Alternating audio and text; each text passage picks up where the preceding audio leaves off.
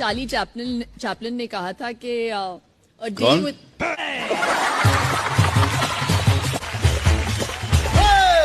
Charlie Chaplin कहते हैं करते हैं जो मर्जी। सीखने की चाह होनी चाहिए। चाह कॉफी नहीं मिलेगी? कॉफी में मैं डूब जाना चाहती वाह, हूँ। दो चीजें कहूंगी। पॉज रहने दो थोड़ा सा, फिर दिखाऊंगी उसके बाद।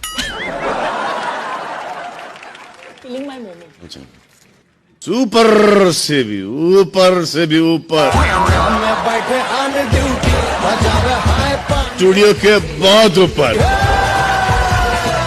दानिश और आशीष से भी ऊपर, सोनी से भी ऊपर, हे भगवान, से भी ऊपर।